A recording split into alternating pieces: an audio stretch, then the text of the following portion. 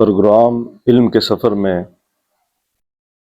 محمد ضیاء الدین آپ کی خدمت میں حاضر ہوں۔ میں آج کی اس نشست میں جس کتاب کا مختصر تعارف آپ کے سامنے رکھنا چاہتا ہوں وہ کتاب ابھی میرے ہاتھ میں موجود ہے۔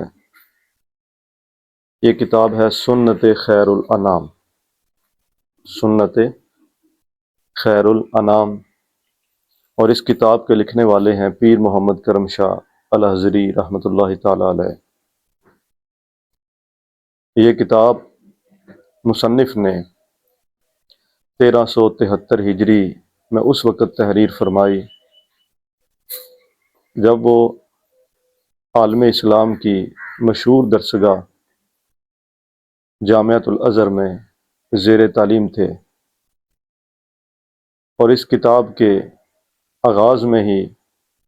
مصنف نے اس کتاب کی لکھنے کی جو وجوہات ہیں وہ بھی بیان فرمائی کہ اس دور میں بھی فتنہ انکار سنت جو تھا وہ ترویج پکڑ رہا تھا، اور کئی علماء کرام نے پیر صاحب کی خدمت میں عرض کی کہ آپ فتنہ انکار سنت کے رد میں کچھ تحریر فرمائیں۔ ان میں سے ایک شخصیت مفتی محمد عطر نعیمی صاحب، جن کا ذکر مصنف نے اپنی اس کتاب کے آغاز سخن میں کیا کہ وہ مجھے بار بار اس عنوان پر لکھنے کے لیے کہتے رہے، اور بالآخر اللہ رب العزت نے مجھے توفیق فرمائی، اور پھر میں نے یہ کتاب جو ہے یہ تحریر فرمائی۔ اور اس کتاب کے لکھنے کے دوران پیر محمد کرم شاہ الازہری رحمۃ اللہ تعالی علیہ جن شخصیات کے ساتھ مشاورت میں رہے، ان میں سر فہرست جو شخصیت ہے جس کا ذکر مصنف نے اس کتاب کے آغاز سخن کے اندر بھی کیا ہے، وہ علی گڑھ یونیورسٹی کے پروفیسر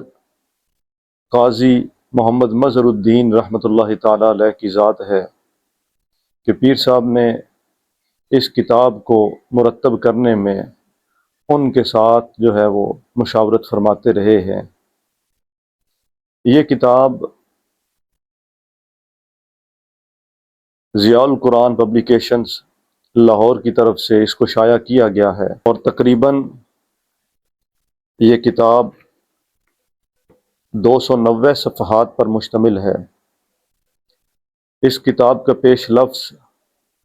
خانقاہ چشتیہ کے عظیم صوفی اور اس کتاب کے مصنف کے عظیم شیخ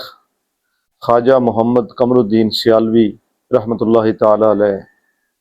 آپ نے تحریر فرمایا ہے، اور آپ کی اس کتاب پر لکھی گئی تقریض کے اندر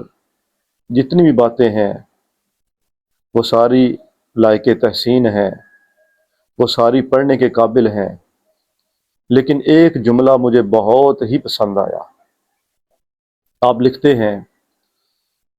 کہ قرآن مجید کی بیشتر ایسی آیات، بے شمار ایسی آیات ہیں جن میں نبی کریم علیہ الصلاۃ والسلام کی سنت کی اہمیت، نبی کریم علیہ الصلاۃ والسلام کی اتباع اور حضور علیہ الصلاۃ والسلام کی پیروی کا حکم دیا گیا ہے۔ وہ آیات اس قدر ظاہر ہیں، اس قدر ظاہر ہیں کہ ان آیات کی کوئی تعویل بھی نہیں کی جا سکتی۔ جب سنت کی اہمیت اور سنت کی اتباع کے حوالے سے اس قدر ظاہر آیات موجود ہیں تو پھر خواجہ محمد قمر الدین سیالوی رحمۃ اللہ تعالی علیہ آپ فرماتے ہیں پھر منکرین حدیث کو یہ آیات سامنے نظر کیوں نہیں آتی؟ پھر وہ کس بنا پر نبی کریم علیہ الصلاۃ والسلام کی سنت مبارکہ کو حجت ماننے سے انکار کرتے ہیں؟ اس کتاب کے آغاز میں ہی اس کتاب کے مصنف نے 4 بنیادی چیزوں کا تذکرہ فرمایا ہے۔ 4 بنیادی چیزوں کا تذکرہ فرماتے ہوئے اس کتاب کے مصنف پیر محمد کرم شاہ لازری رحمۃ اللہ تعالی علیہ آپ فرماتے ہیں کہ بنیادی طور پر منکرین حدیث نے جن ستونوں پر اپنی عمارت کو قائم کیا ہے وہ بنیادی طور پر ان کے 4 ستون ہیں، اور آپ نے خلاصے کے طور پر یہ چاروں ستون ان کے آغاز میں ذکر فرما دیے ہیں۔ نمبر 1، آپ لکھتے ہیں کہ منکرین حدیث کو یہ مغالطہ ہے، وہ یہ سمجھتے ہیں کہ قرآن اور سنت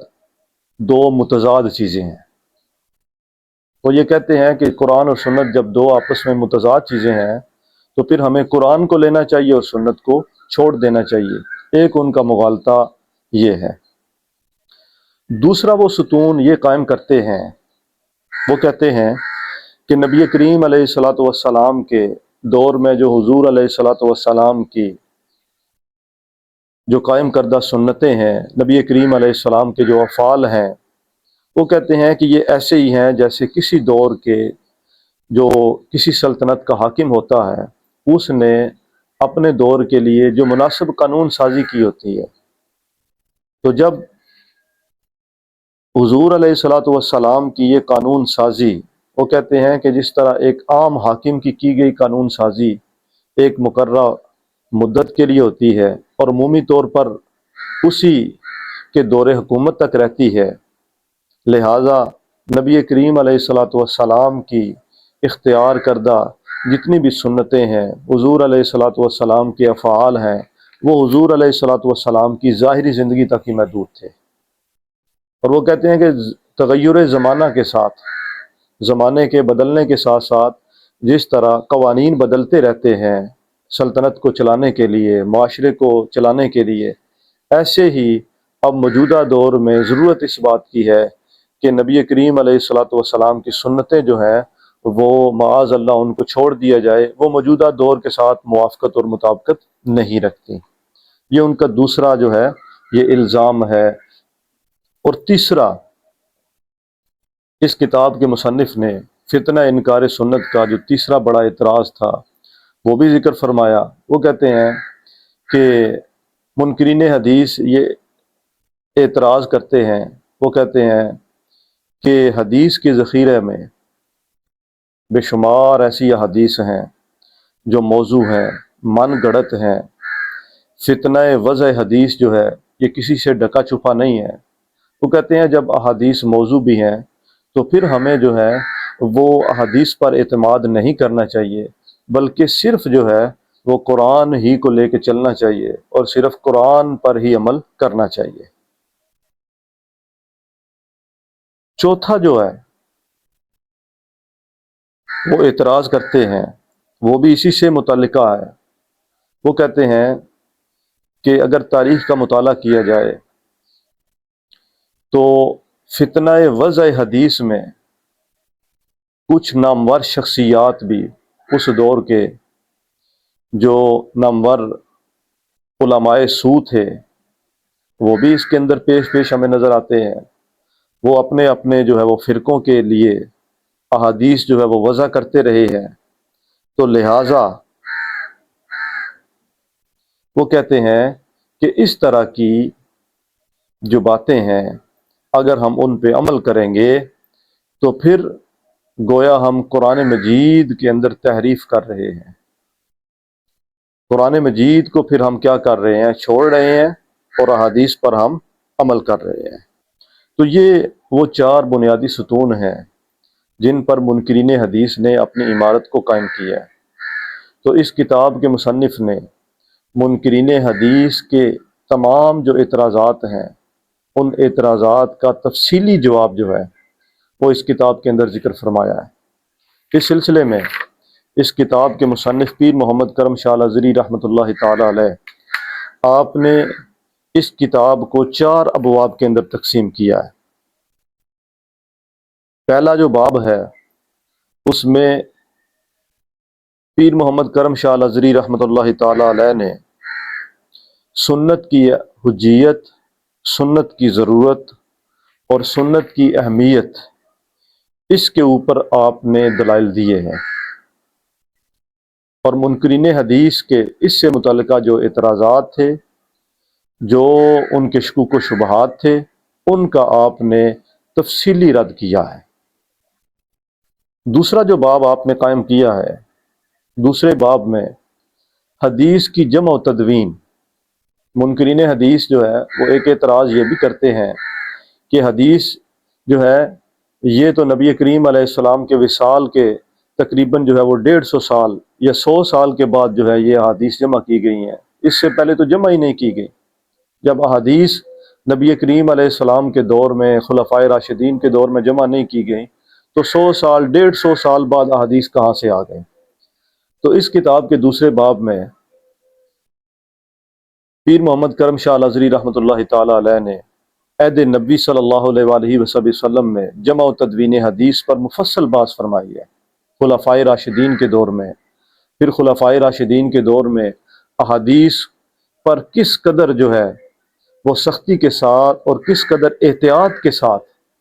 احادیث پر عمل کیا جاتا رہا۔ نبی کریم علیہ الصلوۃ والسلام نے خود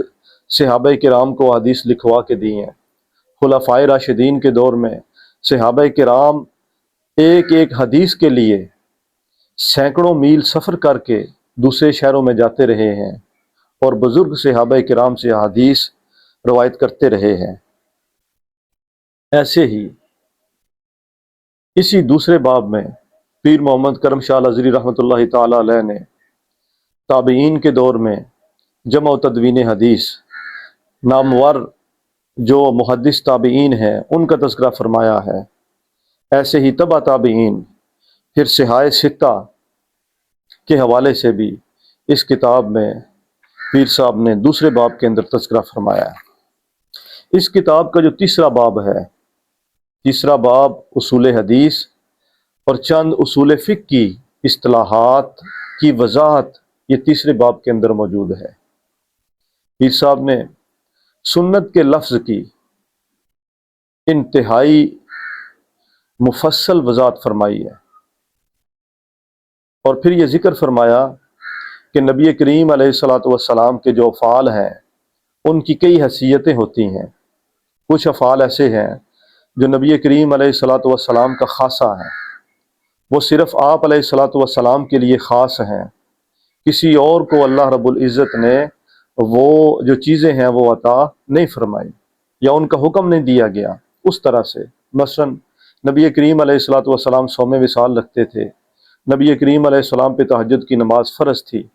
تو ہمارے لیے جو ہے جو تہجد کی نماز جو وہ فرض نہیں ہے۔ ایسے ہی نبی کریم علیہ الصلوۃ والسلام کے افعال کی دوسری جو حیثیت ہے وہ ہے حضور علیہ الصلوۃ والسلام کے تشریعی افعال، وہ افعال یا وہ اعمال یا وہ اقوال جن کا تعلق شریعت کے ساتھ ہے اور ہمارے لیے ضروری ہے کہ ہم ان کی اتباع کریں، پیروی کریں۔ تیسرے وہ افعال ہیں جو نبی کریم علیہ الصلوۃ والسلام نے بشری حیثیت سے کی ہے۔ نبی کریم علیہ الصلوۃ والسلام کے یہ افعال جو ہیں یہ امور طبیعہ سے تعلق رکھتے ہیں کہ حضور علیہ الصلوۃ والسلام کیسے کھاتے تھے، کیسے چلتے تھے، کیسے حضور علیہ الصلوۃ والسلام نے پانی پیا۔ تو یہ جو افعال ہیں ان افعال پہ بھی عمل کرنا کیا ہے؟ مباح ہے۔ تو پیر صاحب نے جو منکرین حدیث کو سنت کے لفظ کو سمجھنے میں جو مغالطہ پیش آیا ہے،